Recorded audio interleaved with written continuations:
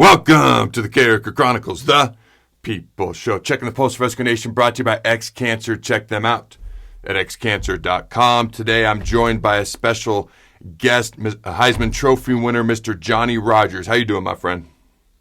Doing great, Adam. Hang in here, buddy. Every day's game day. Not every other day. You got to be on it.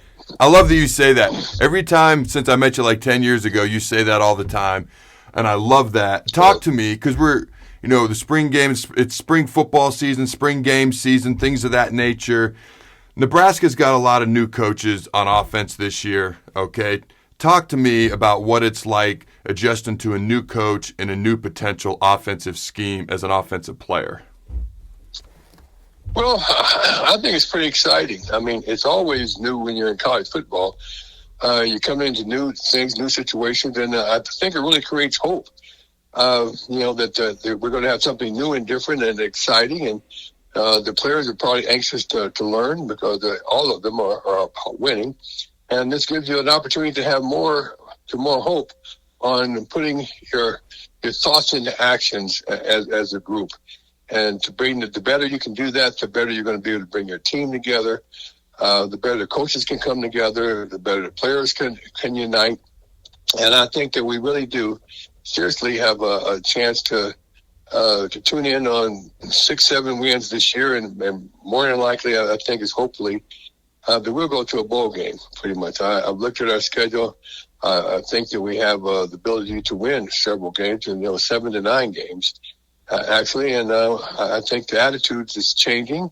I know there's a lot of people coming to the spring game this year. There's still excitement in the air, and we just want to get things back on track and to continue our winning tradition. So I do think there's a lot of Kool-Aid flowing this off season. I like to drink the Kool-Aid. If nothing else, it's better than, living in the doldrums. And then when the season rolls around, you just react to whatever happens. My favorite flavor of Kool-Aid is fruit punch, in case anyone's interested. But yeah, I think there is some hope, some optimism, especially with the new coaches that are coming in. So going into year 5, obviously years 1 through 4 have not been what anybody had hoped for Scott Frost so far. Hopefully things change and turn around this season. For you, what do you think Scott Frost, what's the bare minimum he has to do? I don't know how else to put it. I guess to keep his job going into year 5, he is kind of coaching for his job. What's the bare minimum he has to do win-loss record-wise? You talked about potentially 7 to 9 wins, but what's the bare minimum amount of wins he has to get in your mind to keep his job going forward? Well, I'm pretty certain that it takes 6 games to go to a bowl game. Am I correct? You are correct. We got to go to a bowl game this year. We need to go to a bowl game. I think that's, my expectations are far above that, but I think the minimum is that we have to take us to a bowl game and get our fans an opportunity to travel like we used to, so we get that feeling back, that optimism, that unity of winning. It's just like the law of increasing returns. So once you can get it going in the right direction, it's hard to keep from continuing to go in that direction.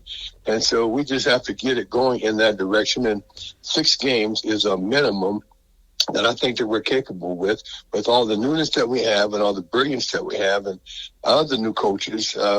We got some pretty good players that are coming in as well to support that backdrop that we have. So I think it's very reasonable to expect at least going to a bowl game, and I mean at least. If we can't go to the bowl game, then all has went bizarrely wrong, because I think that the schedule dictates that that's probable rather than just possible. Yeah, for sure. I think it's kind of a universal consensus, because that's kind of my answer too. 6-6, going to a bowl game. I guess I forgot. You can technically go at 5-7 if you qualify otherwise, but we're not talking about that stuff.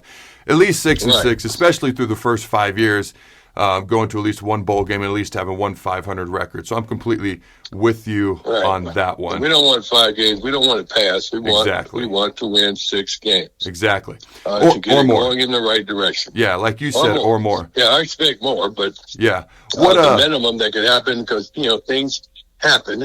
Yeah. And you can have a win in your pocket, and in the last 5 seconds of the game, a fumble or something occurs, and you lose. So things can happen, but I think even if they happen, that we have to win. We have to win 6 games and show them some consistency and uniformity in our whole program, and that the new coaches have brought new ideas, and we're going in the right direction. That's just what they came for, and that's what we have to do. For sure. Now talk to me, because you're one of the best punt returners, kick returners of all time. Talk to me about special teams. Obviously, they've not been great. I don't think we have to chat too much about the past. But talk to me. We got a new we have a special teams coordinator, which is a new special teams coordinator as well, Mr. Bill Bush. Talk to me, especially about the return game, because Nebraska has struggled in a lot of facets of special teams. But what do you think the special teams, the new coordinator, what do you think about how they improve their return game specifically, since that's something you excelled at during your career? Well, Bob Devaney taught me that football is made up of 3 parts. We have offense, defense, and special teams. So we have to work on our special teams just like we work on our offense and our defense. And they have to put in just as much effort to develop that, because that's where big plays happen. And you have to get excited. A lot of the guys in my day who weren't really consistent on the I came to before I came, whoever really didn't have a job pretty much on offense or defense, then they went out for special teams. They got on the special teams because they weren't able to get offense and defense. Well, it came to the point where we put our best players on special teams. That took them out too. You had to be an A player to really be able to play special teams, because that's where the big plays are coming from. And you can win or lose it right there, but you have to put as much effort in developing your special teams, all the special teams that you have to put together, whether it's the punting, the kicking, the receiving, the returning, the field goals. Everything has to go together in their special teams, and to be able to take the opportunities when they come and be prepared for them and really good at it and confident. Because every time that we went back for a punt return, Adam, we really believed that we could score. We were trying to score every single time. We got good field position more times than not, but we were trying to score every time and believed that we could. And we just had to deal. Everybody get a buck. Everybody get a buck. I used to call a punt return left, and I'd go right. I call a punt return right, and I'd go left. So we decided we just started calling them up the middle. I said, just say, everybody get a buck. Ready? Break. And we went. Isn't that a little bit dangerous if the return is to the left and you're going to the right? I mean, aren't you putting your health at jeopardy a little bit there, Johnny? Well, what I found out, Adam, is that you really couldn't call it ahead of time, because it's predicated on what happens. Yeah. And so sometimes if you're calling the right and everybody, that's what happened. We called a right return and everybody was following the wrong right, and I could see that. So it was no sense in going right. So I had to adjust on the spot. So, like I said, you have to just by going up the middle, we could just do things predicated upon what they were doing. We could make those adjustments.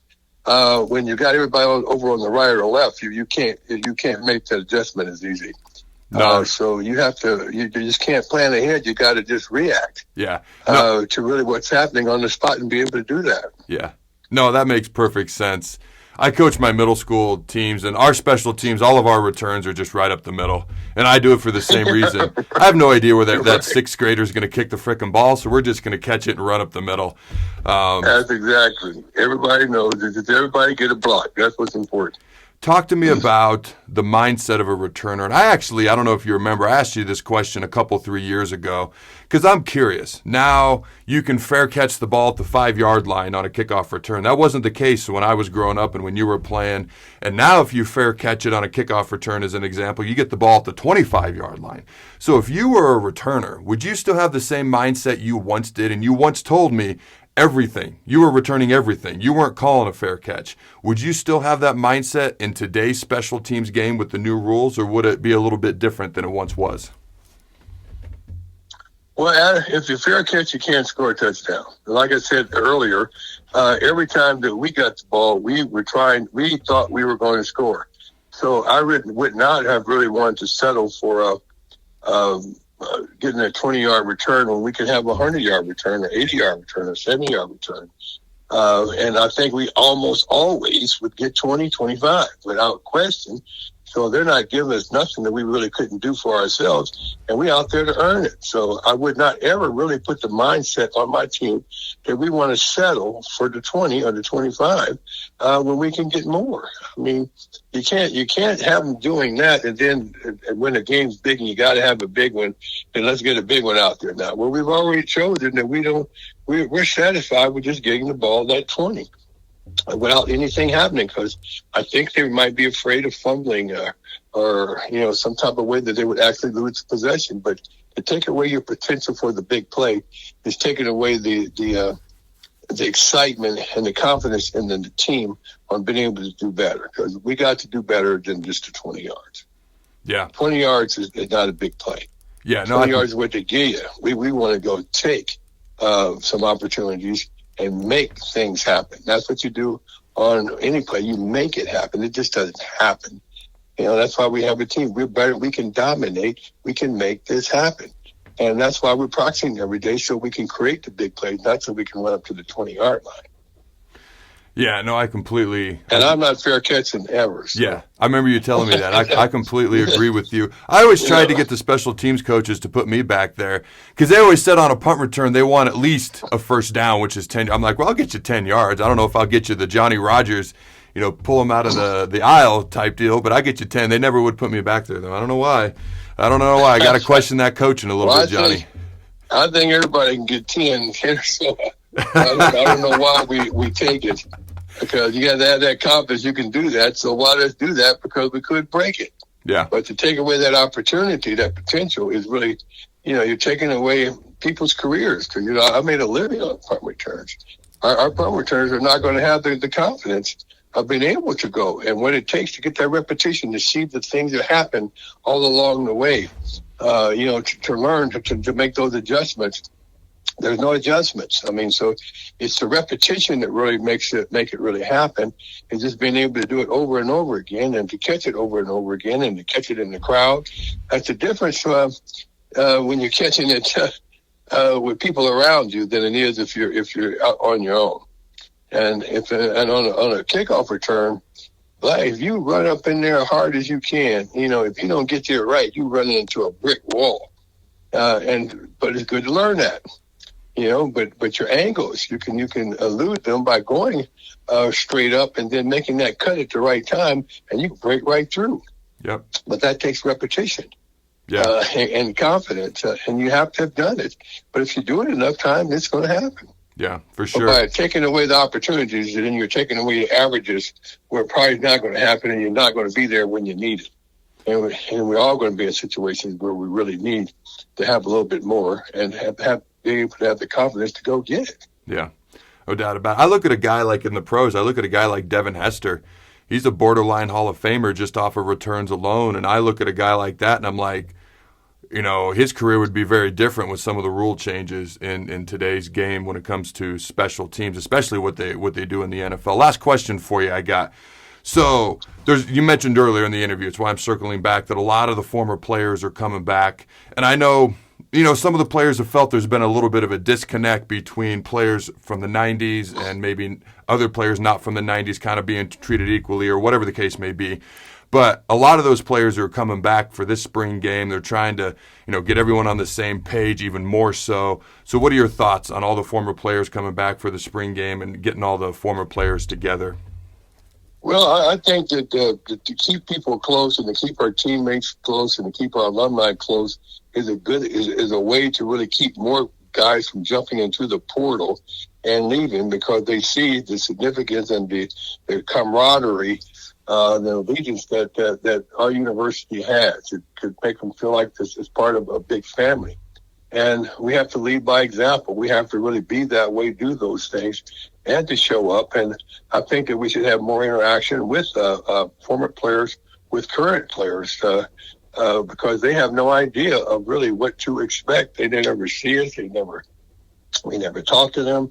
There's no mentoring really going on. It's just for them to see us coming together. I think it should happen more times than not. And there should be somebody visiting our campus every single week, probably even talking to our kids.